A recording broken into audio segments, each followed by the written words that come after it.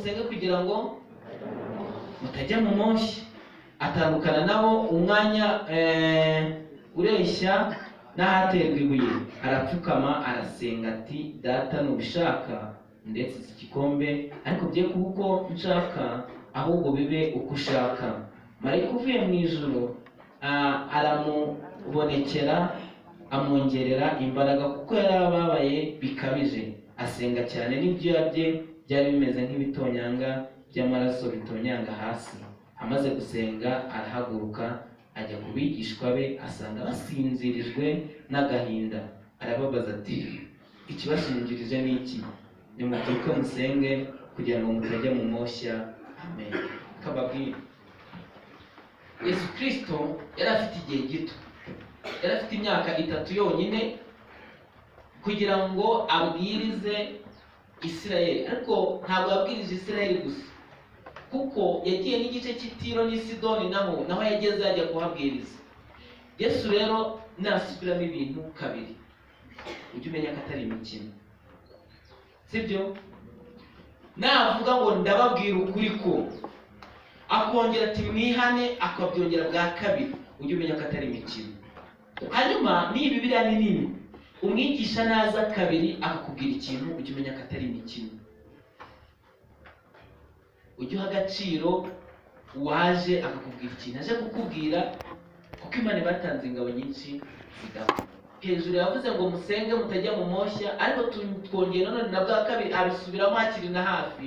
Arabwira ati kandi muhaguruke mugire gute? Musenge mutajya hehe? Mutajya mu moshya. Naje kubabwira gusenga. Mukomeze gukunda kugira gute?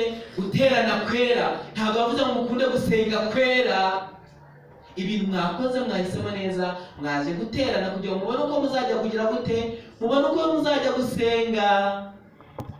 Kuko biratubwira ngo Yesu yirwaga yigisha mu kivunge cy'abantu, akiranwa n'abigishwa, ariko yarangiza mu kumugoroba agakinga akavuga ngo abantu mwumve hafi, reka njye kuri Yarono njye gusenga. Tuzagisobora nitwambara imbaraga z'umwuka wera. Mwambaye neza, murasa neza, Yesu abihererwa umugisha. Kandi nawe Satani yoheje cyangwa se abibagiwe kwambara neza mu bundi buryo, bambaye amakureri meza bajyanishije, ariko imyenda wenda ikaba yabaye mito mu kuntu, Yesu azabafasha mwongere, sibyo? Nabonye haraje n'inyogosho nziza. Yesu ajya akomeza abagira inama y'uburyo mwiyogoshesha. Haleluya. Ncuti TV show. Link people with friends.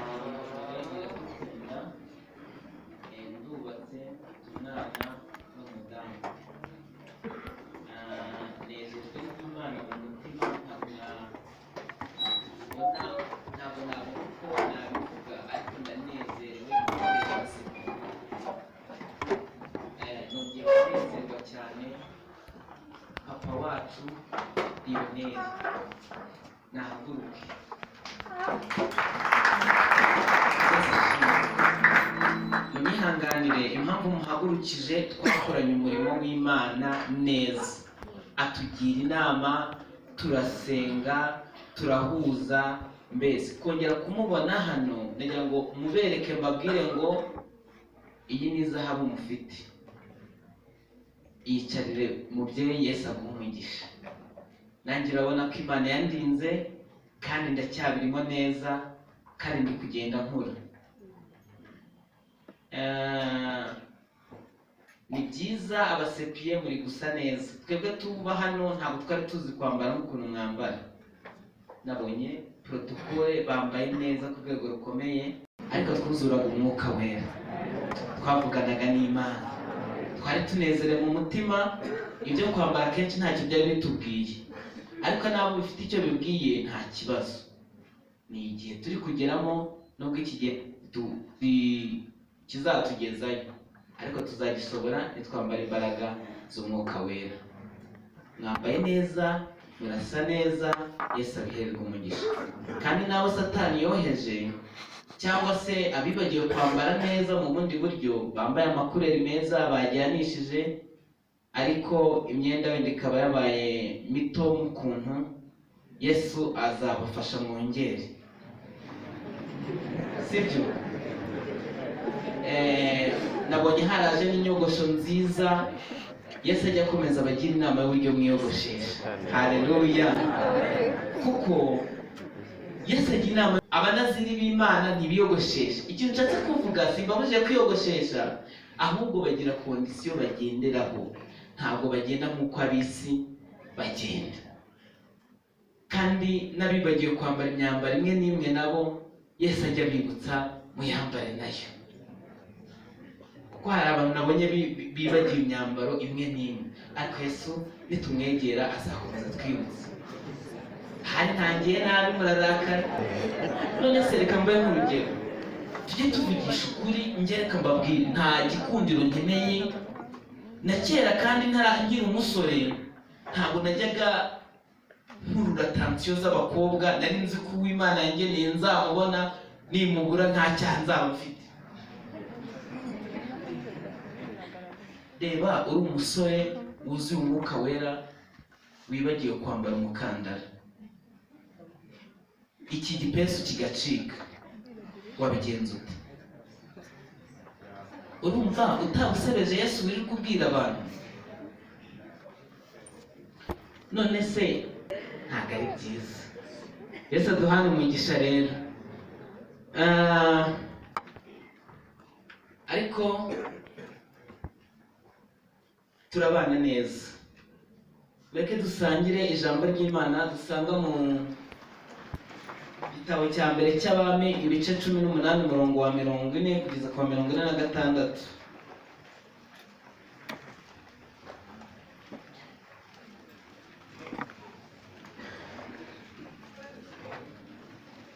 Umurongo wa 40 ibice 18 handitse ngo Eliya yica abahanuzi bande ba Bali. Ndashaka ko tuganira ku ijambo ryo gusenga. Ntabwo ni muri bunkunde mvuze ikintu gikomeye. Twebwe kera nge mu buzima umuntu narabonye ndusha imibare ni nka 2 bonyine mu buzima bwanjye, ariko ntabwo nari ndi umuswa. Nanjye ikayi ya shimi yose yo mu wa 4 nari nyizi, nari kwikoporora nk'uko bimeze, hari utudomo nkadushyiraho. Rero njyewe abarimu banyigishije imibare bose sinigeze mbakunda, sinagiriye ubuntu bwo kubakunda, ariko nta n'ubwo ubuntu nari kubugira kuko nari ntarahura na Kristo. Rero iyo nza kuba ndi kubigisha worship, nabonye twari kugendana neza, kuko nabonye muraba worshipers beza. Mu bigaragara ntabwo bizi uko wowe bimeze mu mutima wawe, ariko muraba worshipers beza, muzi kumanura, kuzamura, kishendo n'ibindi. Rero kandi nabonye mubikunda cyane, kandi umuziki ni mwiza, na Dawidi yarawukundaga. Iyo nza kubigisha rero worship byari gukunda, ariko gusenga mw'abantu mwe mbabwire mu kintu nabonye ku isi gikomeye. Kwikorera imizigo biroroshye, ariko gusenga biragora. Nimba bitarakugora urasenga, kuko gusenga biragora ku rwego nigeze gusenga ngeza saa 9 z'ijoro ndarira. Nabanaga na perezida wa SEC bitaga Bosco, ndarira. Noneho mpamagara umuntu bitaga Jean, ndamubwira nti basi se nabona agasukari yacuruzaga hano hirya y'umusepiye nawe kugerayo birananira. Numva ibyo bintu byoroshye, ariko iyo ufite umuzigo byanga bikunda uyo wawikoreye ugeza aho ugomba kujya. Rero dufatikanye iri somo rikomeye tugiye kwiga, dufatikanye turifate. Twagezeyo haranditse ngo Eliya yica abahanuzi ba Bali. Nuko Eliya arababwira ati nimufate abahanuzi ba Bali ntihasimbuke n'umwe. Barabafata, Eliya arabamanukana abagejeje ku kagezi Kishoni abicirayo. Maze Eliya abwira Ahabu ati haguruka ufungure kuko numva haza kugwa imvura y'impangukano. Nuko Ahabu arazamuka ajya gufungura. Eliya nawe arazamuka ajya mu mpinga y'umusozi w'i Karumeli, yicara hasi yubika umutwe mu maguru, abwira umugaragu we ati zamuka witegereze ku nyanja. Arazamuka aritegereza, aragaruka, aravuga ati ntacyo ngize gute. Amubwira gusubirayo agira karindwi. Kangahe? Uriya muntu Eliya nawe yararuhanyaga kabisa. Umuntu arakubwiye ngiyeho bwa mbere mbuze ikintu uransubira. Wenda kera abantu barumviraga, ariko ubu ngubu abantu akenshi batangiye, kako ni Bibiliya yavuze ko abantu bazaba ibiganda. Mu Cyongereza nasomye numva bavuga ngo ni head, bafite imitwe nyine ewani ikomeye, cyangwa have mindedness, kuba ufite ibitekerezo biremereye. Kandi nanjye tujya tuvugisha ukuri, ngiye mvugisha ukuri intege zanjye nanjye ndazemera. Wenda najyaho gatatu, sinarenza gatatu, njyewe nsohora hariya gatatu nakajyaho, ariko karindwi ntabwo bishoboka. Ariko nagira ngo mbabwire ngo ku nshuro ya karindwi yonyine nibwo ugira icyo ubonayo. Arazamuka aritegereza, aragaruka, aravuga ati ntacyo mbonye. Aramubwira gusubirayo agira karindwi. Agezeyo ubwa karindwi aravuga ati dore mbonye igicu gito kingana n'ikiganza cy'umuntu kiva mu nyanja. Eliya aramubwira ati genda ubwire Ahabu uti itegura igare ryawe umanuke, imvura itakubuza. Hashize umwanya muto ijuru ririhinduriza, ryuzura ibicu n'umuyaga, hagwa imvura ya rukokoma. Nuko Ahabu yurira igare rye agiye Yezereli. Imbaraga z'Uwiteka zijya kuri Eliya, aracebura arirukanka, yiruka imbere ya Ahabu, amutanga ku irembo ry'i Yezereli. Amen. Ahabu yagiye ku rugamba. Mu yandi magambo yari umujenerali. Hanyuma Eliya we yari umugabo w'itishubi, utemerewe no kwinjira mu ngabo za Isiraheli kuko ni umunyamahanga. Ariko umusivile mu bigaragara atanze umwami hehe? Ku irembo ry'i Yezereli. Haleluya. Reka dusome mu butumwa bwiza uko bwanditswe na Luka igice cya 21 umurongo wa 34.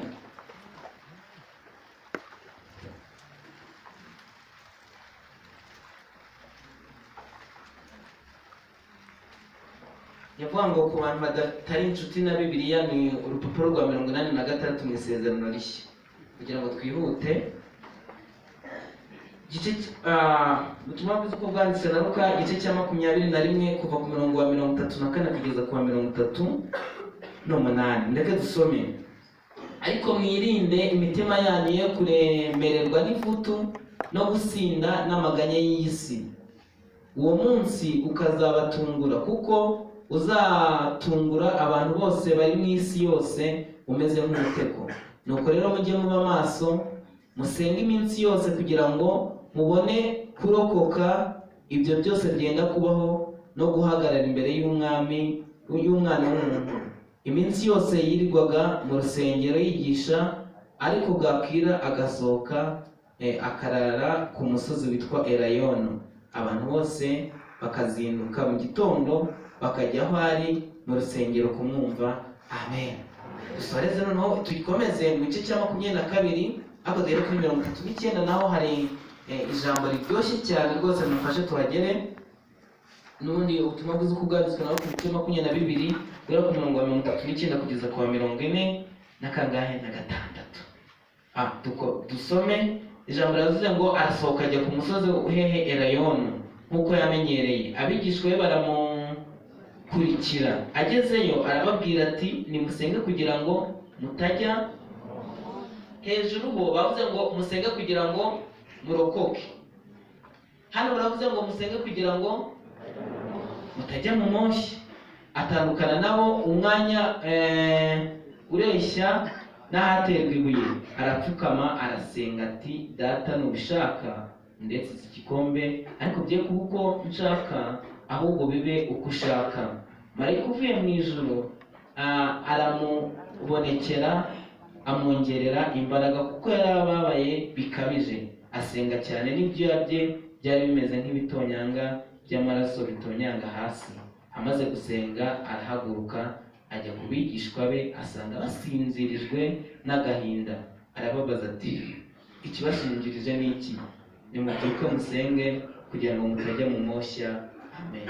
Kababwira, Yesu Kristo yari afite igihe gito, yari afite imyaka 3 yonyine kugira ngo abwirize Isirayeli. Ariko ntabwo yabwirije Isirayeli gusa, kuko yagiye n'igice cy'Itiro n'i Sidoni naho yageze ajya kuhabwiriza. Yesu rero nasubiramo ibintu kabiri, ujye umenya ko atari imikino, sibyo? Navuga ngo ndababwira ukuri ko, akongera ati mwihane, akabyongera bwa kabiri, ujye umenya ko atari imikino. Hanyuma ni Bibiliya ni nini, umwigisha naza kabiri akakubwira ikintu, ujye umenya ko atari imikino. Ujye uha agaciro uwaje akakubwira ikintu aje kukubwira, kuko Imana batanze ingabo nyinshi zidapfa. Hejuru yavuze ngo musenge mutajya mu moshya, ariko twongera none na bwa kabiri abisubiramo hakiri na hafi, arabwira ati kandi muhaguruke mugire gute, musenge mutajya hehe, mutajya mu moshya. Naje kubabwira gusenga. Haleluya. Amen. Gusenga ni ubuzima bw'umukristo. Abantu bajya hari umuntu ugeze aravuga ngo ijambo ry'Imana no gusenga ngo ni nk'amaguru abiri, kumwe ngo gucitse uburi ikimuga. Ariko mbabwire, ikimuga cyangwa se umuntu ufite ubumuga bw'amaguru adafite kumwe abaho arasavayivinga. Ariko ngereka mbabwire ngo umuntu udafite kamwe muri utwo tuguru cyangwa se muri ayo maguru nta mutima aba afite. Nize biology, umuntu udafite umutima ntababayeho, aba apfuye. Mene magambo, umuntu udasenga ni umupfu, egari birangana neza. Mu mibare mike nzi kungana babivuze ngo kikiri hano n'ikiri hano bigiye ku munzani biba bireshye. Naje kubabwira gusenga.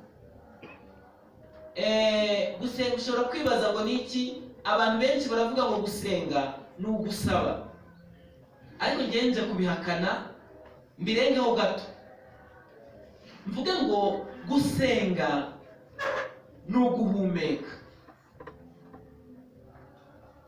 Kuko gusaba biba bishatse kuvuga ko uriho, noneho nimba ndiho nsabye ikintu ndacyakiriye. Mbere magambo, nintasenga sinakira ariko ndiho. Njya kubigahakana, kuko udasenze ntuburiho. Kuko ijambo ry'Imana rito ako Kristo ndagushimiye. Ariko Bibiliya ivuze ngo umwigisha n'abigishwa bagabane, baba bavuze ngo Imana iramanuka iha abigishwa n'uwigisha nawe arakira. Iri jambo noneho ryo kurokoka nibwo byumvise. Biravuze ngo musenge kugira ngo mugire gute, kugira ngo murokoke. Mbere magambo, niba udasenga murapfa. Reka nanamenyesha umuntu udaheruka gusenga hano, mubwire ko yapfuye. Cyakoze bafitiye inkuru nziza yuko uyu munsi murabaho mu izina rya Yesu, kuko tugiye gusenga kandi. Haleluya. Amen. Ejo bundi nageze hano numva perezida, kandi ibintu yavugaga nibyo, ari kuvuga ati tumaze mu masengesho iminsi 5 twarasengaga. Iminsi 5 niyo, ariko nagiye ngo mbabwire ngo ntimwasenze. Impamvu mutasenze mujye mwihangana twumvikane, hatagira umuntu uzajya utwara ibintu. Ndagerageza mbasobanurire nta kibazo, kandi numva agize akantu asobwa ambwire musobanurire. Niyo mpamvu ndi hano. Nishyuye itike yo kuva Rusizi nza hano, sigomba gupfa ubusa, ugomba kuyiprofita nawe. Mvuze ngo ntimwasenze ni ingiyi. Yesu Kristo, mwumvishe ukuntu Bibiliya itubwira Yesu Kristo ngo yari ari ahantu bamaze gufata ibya Pasika, ari no kubwira abantu ibintu byose. Arangije ava aho bari kubifatira kwa Ntuza, ibyo nabyo ni ikindi kintu, ajya ku musozi Elayono nk'uko yabimenyereye. Yasize abigishwa, barangije ngo bagira gute? Bibiliya iravuga ngo iratubwira ngo baramukurikira. Bamukurikiye bagera ku musozi Elayono. Bibiliya ntabwo tubwira ngo bakigera kuri Elayono bahise basenga, ahubwo ngo Yesu yarabasize ajya gusenga. Bene magambo, itegeko ryo gusenga ntabwo abantu basenga ari 2, 3, 4. Umuntu asenga ari umwe. Mugende muri scripture verses zose mumbwira abantu basenze ari benshi. Noneho aragenda arabasiga, none arababwira ngo none ngiye gusenga, ariko namwe musigare mugira gute musenga. Bene magambo, Yesu yakunda kubana n'intumwa ze, kuko iyo myaka yose ahantu hose twagiye dusoma igihe batabaga bari kumwe n'igiki. Ariko gusenga ntabwo umuntu aba ari kumwe n'undi, kuko umuntu ava aho ari akajya guhura n'Imana. Reka mbabwire ngo kera mu minsi nabyo mwakoze ibintu byiza, ariko mwakoze icyo bita guterana. Mwakoze icyo bita guterana. Ubu ngubu twaje kugira gute? Twaje kugira guterana. Ntabwo twaje kugira gute? Gusenga. Impamvu ntabwo nje kubabwira ibintu by'inzaduka, hari Bibiliya twahawe. Bibiliya iravuga ngo nujya gusenga ujye ukinga inzu ya ngo Data wa twese wo mu ijuru ureba hihishe azumva icyo uri kugira gute, ibyo uri kumubwira. Mu yandi magambo, usenga aba yihishe.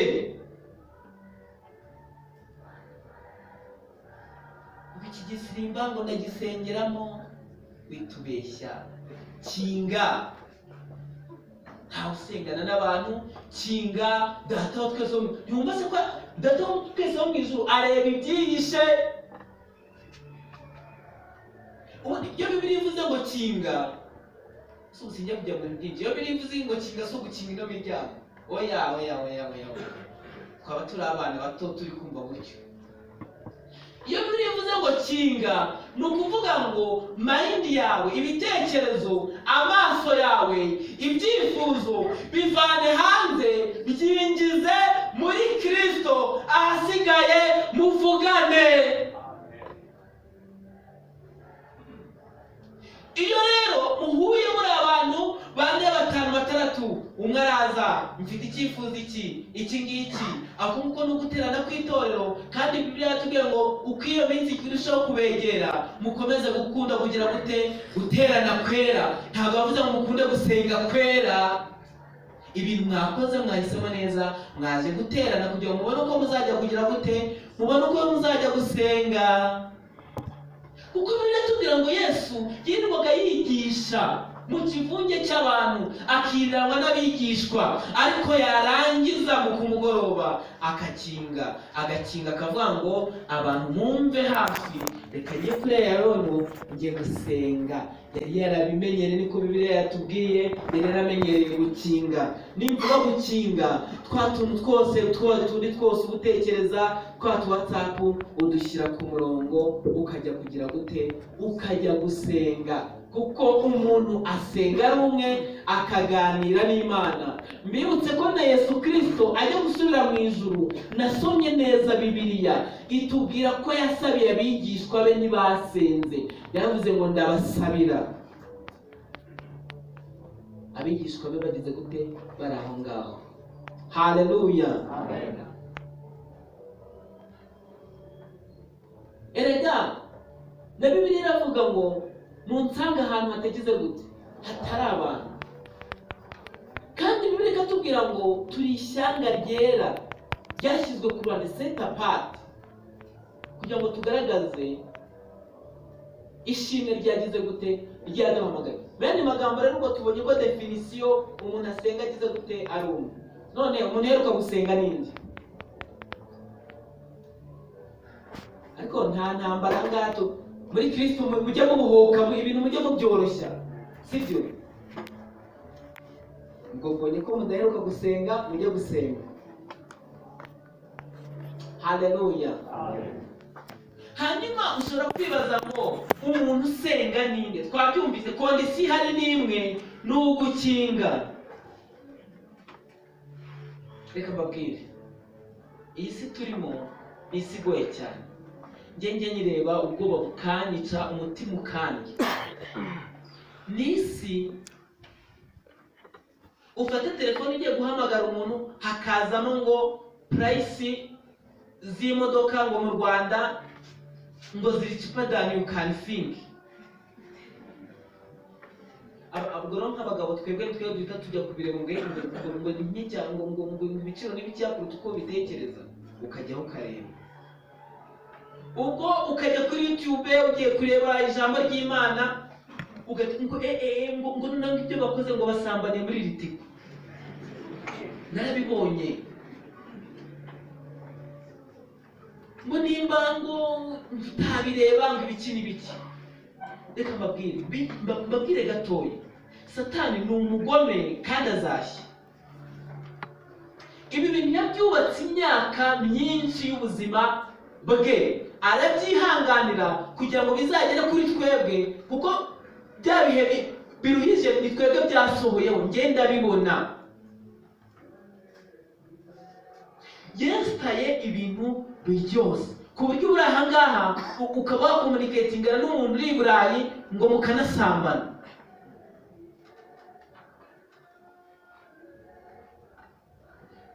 Nujya gusenga utakinze ugifite ibyo bintu, ako kajagari kose birakureba, ntabwo uzasenga, uzaba utarakinga.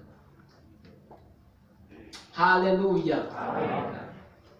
Kuko reka njye mbabwire, ibi bintu twinjiyemo ntabwo ari ibintu byo kuza kunezeza imitima, ntabwo ari ibintu byo never.